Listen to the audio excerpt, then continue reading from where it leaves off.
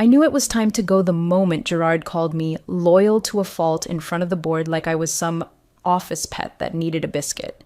I just finished presenting a quarterly growth report, 4.6 million added under my team's portfolio, 5 straight quarters of retention over 90%, and the man followed it up with that.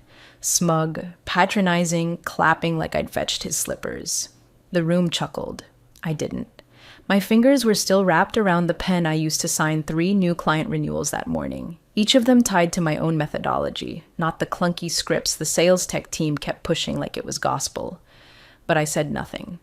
Just smiled the way women do when we're deciding whether to burn the bridge or build a better one somewhere else.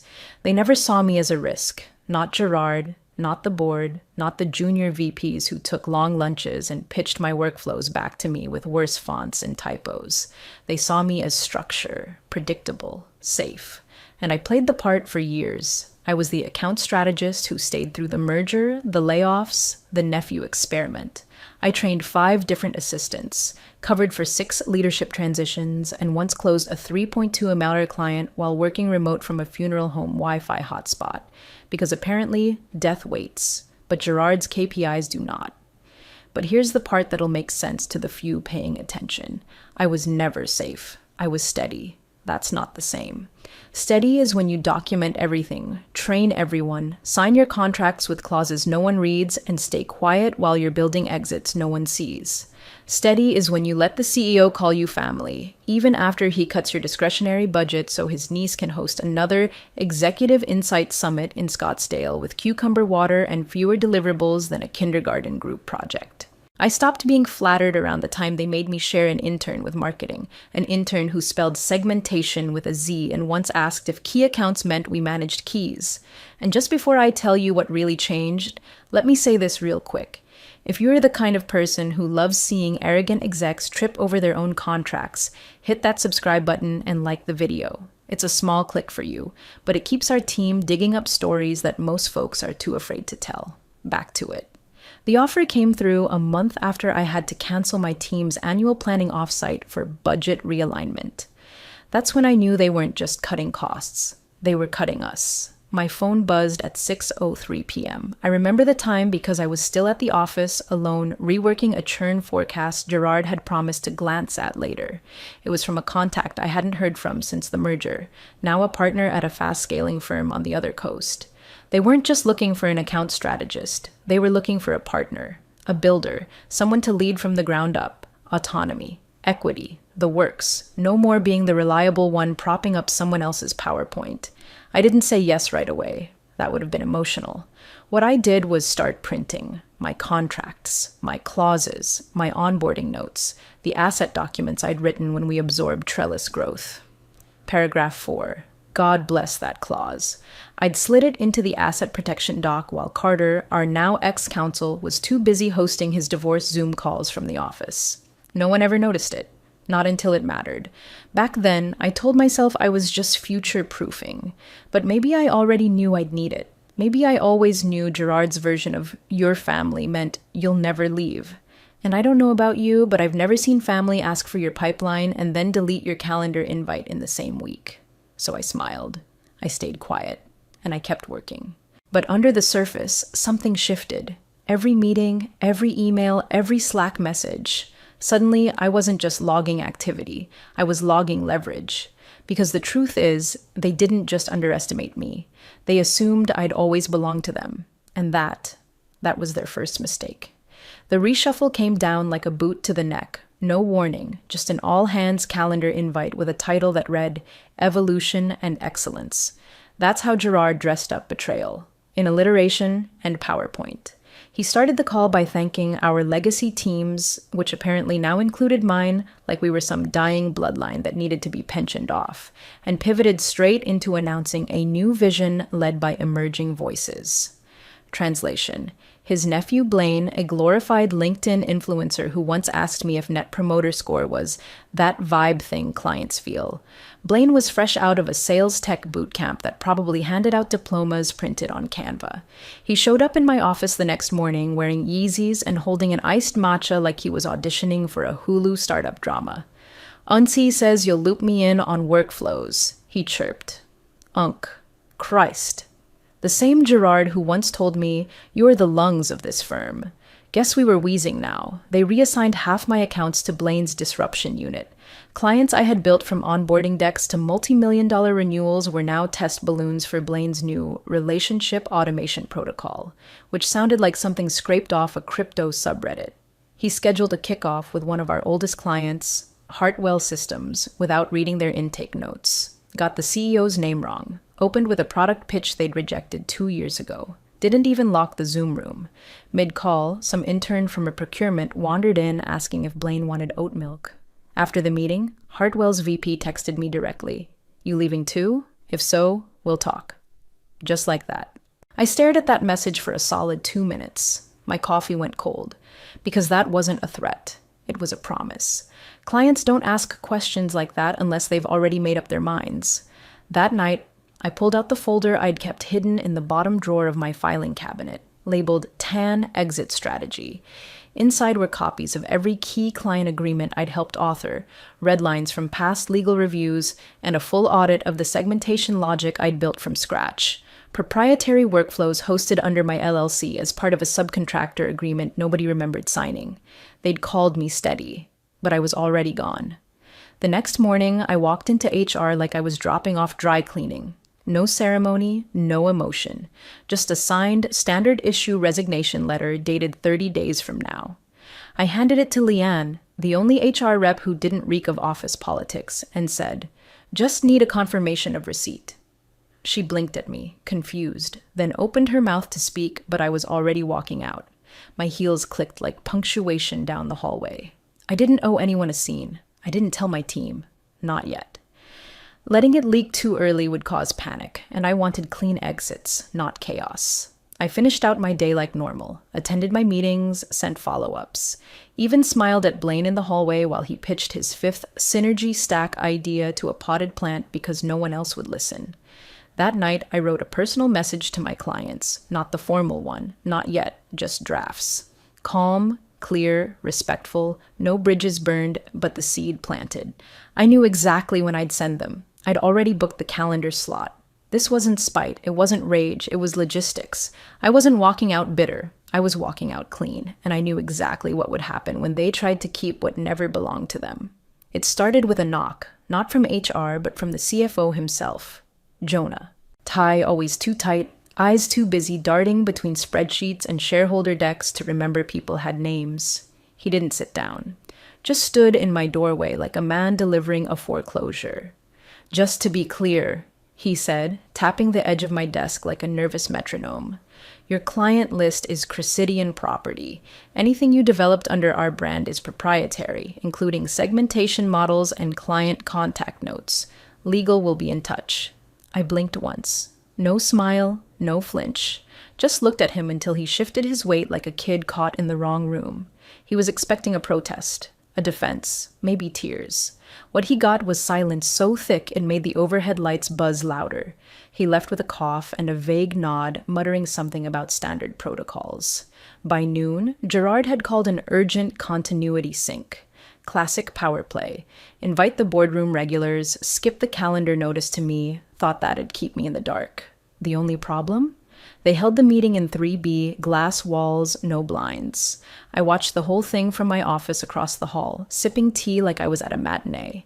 Carter, the firm's shiny new general counsel, fresh from some litigation-fueled LinkedIn TEDx circuit, leaned forward mid-table like he was proposing an airstrike. Gerard kept waving his hand like he was swatting flies. "She's going to a competitor. We lock everything. Unlock her files, pull her dashboards. Now." Carter nodded like a man who'd just been handed a sword and told to look sharp. 10 minutes later, my access to all internal systems dropped. CRM, email, my file server, Slack. Even the office printer gave me an unauthorized beep when I tried to scan my lunch receipt. Then came the kicker.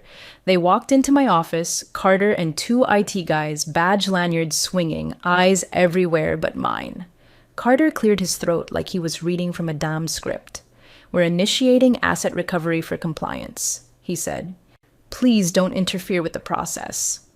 I didn't move. I didn't blink. I just reached into my drawer, pulled out the leather folder labeled Agreements, Merger Cycle 2, and flipped to the tab with the gold paperclip.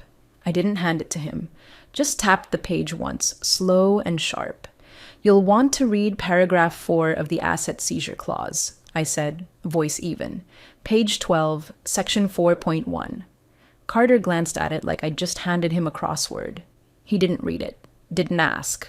Just gave me the kind of patronizing half-smile men in 2 new suits reserved for women they think are bluffing.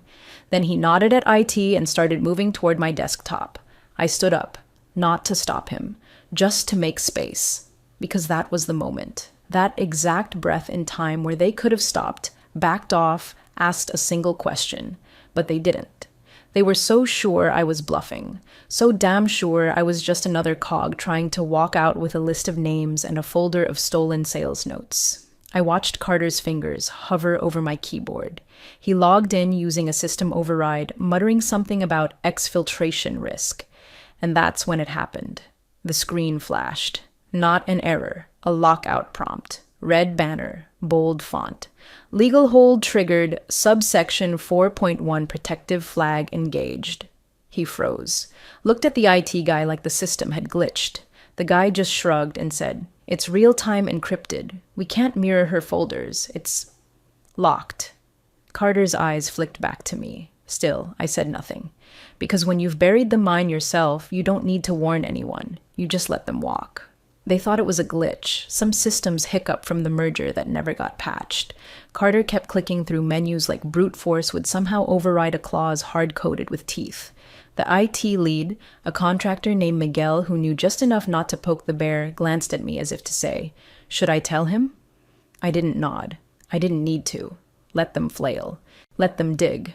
Carter finally leaned in, squinting at the screen like the code itself had personally insulted him. A yellow warning pulsed faintly across the top. Legal hold engaged. Asset under independent protections. Access restricted per subsection 4.1. He exhaled through his nose like a man who suddenly realized the safe he was prying open was booby-trapped. "Pull her onboarding docs," he snapped at Miguel. I could hear them muttering in the hall, rummaging through shared drives and archived PDFs like raccoons in a dumpster, all while pretending they weren't scrambling. Meanwhile, I sat in my office, locked out of everything except my private inbox and the folder I'd downloaded to a clean drive weeks ago. I watched the reflection of Carter pacing behind the glass wall, elbows sharp, voice rising. It took them 20 minutes to find it, 40 to read it, an hour before someone finally knocked. He didn't come in, just held up the page through the glass with one finger jabbing at the paragraph. Paragraph 4.1, it read. In the event of seizure attempts during competitive exit, any proprietary asset linked to the client list shall revert to the named strategist, voiding all binding exclusivity, access, or transfer privileges held by the parent organization. I saw it hit him then, not just what it meant, but when it happened. That clause was older than Carter's employment contract. Slipped in 3 years ago during the Trellis acquisition, when Cressidian needed to lock in client continuity and no one had time to argue over red lines. Back then, I was the only strategist who stayed. Everyone else either quit or got phased out during integration. Gerard never read the appendices. He rubber-stamped the merger docs after 3 bourbons and a golf outing with Trellis's CFO. Now he was in 3B again, slouched in his chair, rubbing his forehead with both hands while Carter tried to spin it. I watched through the glass as Gerard leaned back and muttered, "She slipped this in?" "No, Gerard," I placed it. Carter tried the usual lawyer tap dance, intent, ambiguity, applicability, but Miguel, poor kid, pulled up the time-stamped audit trail, my name, my original language, a signature chain with legal approvals including Gerard's own initials scrawled beside a date 4 weeks post-merger. "That's not enforceable," Gerard snapped. Carter didn't answer right away. He just reread the clause, jaw twitching. "The way it's written," he finally said, "if we proceed, we're in breach." Gerard slammed his palm on the table. "Breach of what? We own the damn files." "No," Carter said, quieter this time. "We own the infrastructure, the segmentation logic, the lead tags, the workflow matrices. Those are nested under her LLC's subcontractor framework. She never assigned them outright." The room went still. I watched as Gerard's mouth moved, but nothing came out. They'd built so much on top of my foundation, they forgot it wasn't theirs. Every dashboard, every client flag, every note taken in my system, every workflow they bragged about at investor summits. All written, hosted, and protected under terms they never bothered to revisit. And now they were standing in a minefield they thought was a meadow. I leaned back, crossed my arms, and let them stew. Because arrogance makes you blind. But paperwork? Paperwork never blinks. Carter came back the next morning with a folder clutched so tight his knuckles looked bloodless. No swagger, no legalese, just quiet steps and a mouth locked in neutral. He didn't come to argue. He came to surrender. He just hadn't figured out how to say it yet. "We finished the review," he said, voice low like we were discussing funeral arrangements instead of contract law. "You technically own the segmentation logic and the prospecting workflows," and he trailed off. "The compliance protocols, too." I didn't say anything. Just watched him try to get through the sentence without choking on it. "The algorithm you use to tier and retain key clients, it's proprietary," he muttered. "Filed under your LLC, the subcontractor agreement from Trellis, buried in the onboarding docs. We didn't see it until we traced the data tags back to their metadata structure." That part made me smile, though I kept it tucked behind my coffee cup. Metadata never lies, and I'd spent 3 years writing a logic tree so specific that every time someone clicked a client's status, it pinged a path that ended with a quietly updated clause I'd added back when the CTO was too lazy to strip inherited architecture. A breadcrumb trail of ownership, digital ink in permanent marker. Carter set the folder down like it was radioactive. "You knew exactly what you were doing." Finally, I looked at him. "Yes," I said. Calm. Factual. I did. By lunch, Gerard was in my doorway with the kind of false confidence only a man cornered and still pretending he had a choice could muster. His tie was crooked, his voice too loud. He waved a waiver form in front of me like it was a winning lottery ticket. "Let's just make this clean, Alicia. Sign this. Waive the clause. We'll consider it a clerical misstep. You keep your reputation intact, and nobody has to get messy." I almost laughed, but I didn't. I just stood, walked around my desk, took the paper in both hands, and tore it clean in half. "As per Clause 4, I said, letting the pieces fall between us. "I'm not obligated." He stared at the paper like he could will it back together, then at me like he'd never really seen me. And maybe he hadn't. Maybe he'd spent so long looking down, he'd forgotten how leverage works when the person holding it doesn't flinch.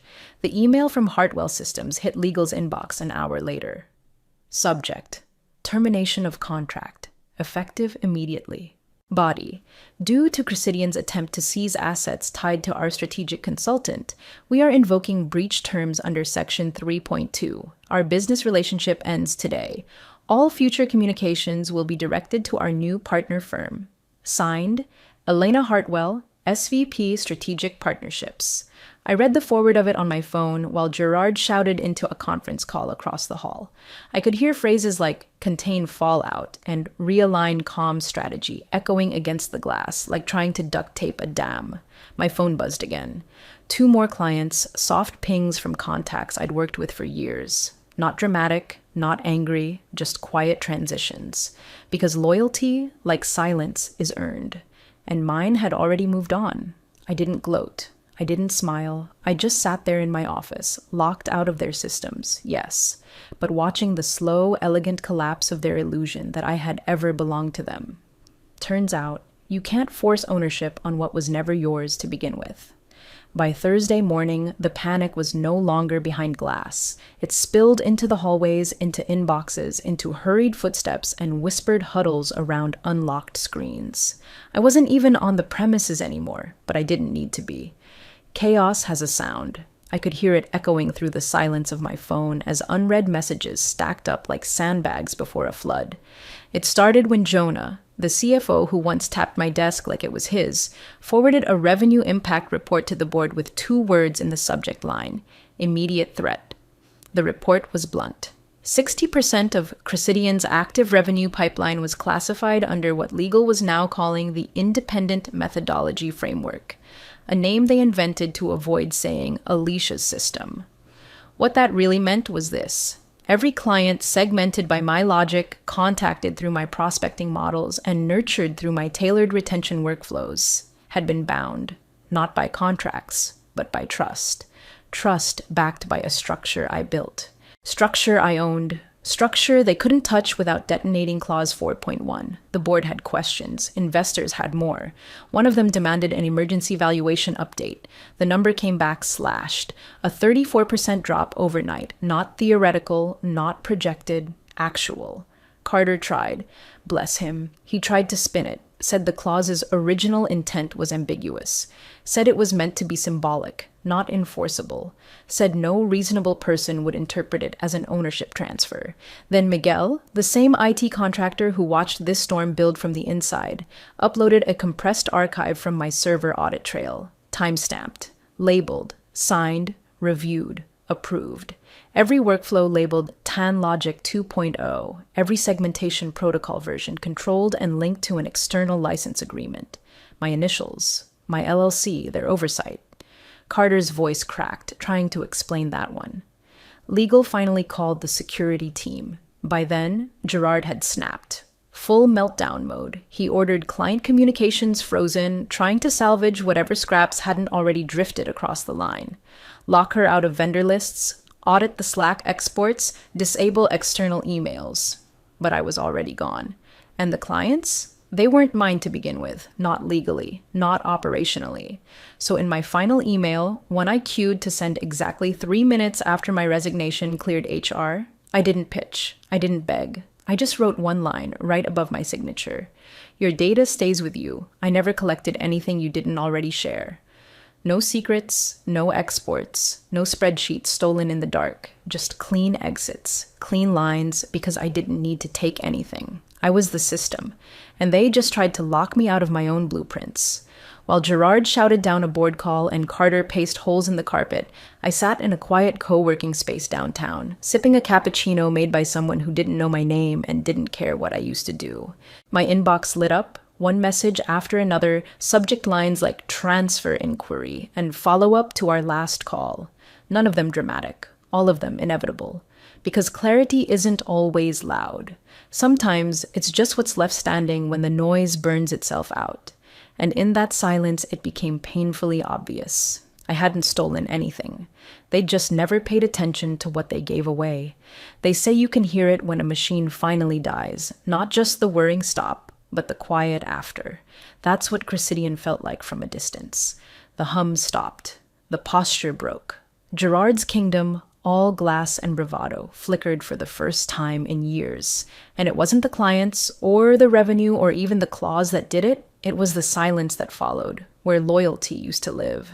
I didn't need insider updates. They bled themselves dry in plain sight. Jonah started distancing first. Classic CFO shuffle. He leaked a resource misalignment memo to investor relations. Thinly veiled blame directed squarely at Carter. A compliance manager resigned 2 days later. The head of client success went on medical leave. And the VP of sales canceled 3 speaking engagements and quietly scrubbed Cressidian from his LinkedIn header. The empire was rotting from the inside out. The board held a closed-door, off-cycle emergency call. Gerard didn't even lead it. They brought in outside counsel finally to audit what Carter had greenlit, and the outside counsel didn't mince words. Yes, they confirmed. The clause is valid. The signature trail is sound. The protections were contractually enforceable. You attempted seizure of a classified proprietary asset. They use the word seizure, not retrieval, not review, seizure. Carter submitted his resignation less than 24 hours later. No farewell email, no exit interview, just a single sentence to legal, effective immediately.